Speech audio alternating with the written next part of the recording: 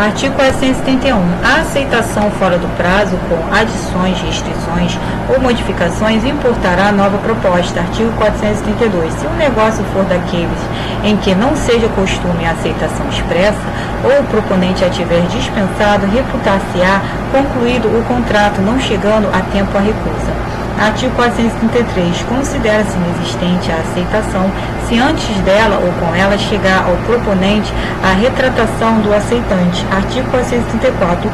Os contratos entre ausentes tornar-se perfeitos desde que a aceitação é expedida, exceto, inciso 1, no caso do artigo antecedente, inciso 2, se o proponente se houver comprometido a esperar resposta, inciso 3, se ela não chegar no prazo convencionado.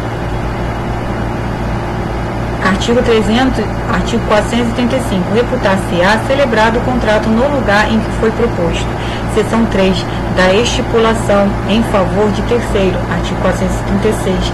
O que estipula em favor de terceiro pode exigir o cumprimento da obrigação. Parágrafo único. Ao terceiro, em favor de quem se estipulou a obrigação, também é permitido exigi-la, ficando, todavia, sujeito às condições e normas do contrato, se a ele anuir e o estipulante não inovar nos termos do artigo 438.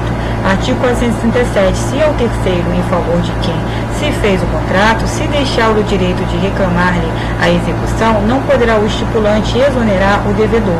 Artigo 438. O estipulante deve reservar-se o direito de substituir o terceiro designado no contrato, independentemente da sua anuência e do outro contratante. Parágrafo único. A substituição pode ser feita por ato entre vivos ou por disposição de última vontade. Seção 4. Da promessa de fato de terceiro. Artigo 469. Aquele que tiver prometido fato de terceiro responderá por perdas e danos quando este o não executar. Parágrafo único. Tal responsabilidade não existirá se o terceiro for o cônjuge do promitente, dependendo da sua anuência, o ato a ser praticado, e desde que, pelo regime do casamento, a indenização de algum modo venha a recair sobre os seus bens. Artigo 440. Nenhuma obrigação haverá para quem se comprometer por outrem, se este, depois de ser obrigado, faltar à prestação. Seção 5. Dois vícios redivitórios. Artigo 441.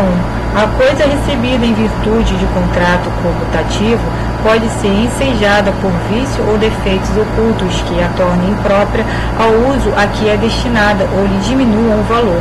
Parágrafo único. É aplicável à disposição deste artigo às doações onerosas. Artigo 442. Em vez de rejeitar a coisa, redimindo o contrato, artigo 441, pode o adquirente reclamar abatimento no preço. Artigo 443. Se o alienante conhecia o vício ou defeito da coisa, restituirá o que recebeu com perdas e danos. Se o não conhecia, tão somente restituirá o valor recebido, mais as despesas do contrato. Artigo 444. A responsabilidade do alienante subsiste ainda que a coisa pareça em poder do alienatário, se perecer com vício oculto já existente ao tempo da tradição. Artigo 444. A responsabilidade do alienante subsiste ainda que a coisa pereça em poder do alienatário, se perecer por vício oculto já existente ao tempo da tradição. Artigo 445. O adquirente decai do direito de obter a redibição ou abatimento do preço no prazo de 30 dias se a coisa for móvel e de 1 ano se for imóvel, contado da entrega efetiva se já estava na posse. O prazo conta-se da alienação, reduzido à metade. Parágrafo 1º. Quando o vício por natureza só puder ser conhecido mais tarde, o prazo contar-se-á no momento em que dele tiver ciência, até o prazo máximo de 180 dias, em se tratando de bens móveis, e de 1 ano para os imóveis.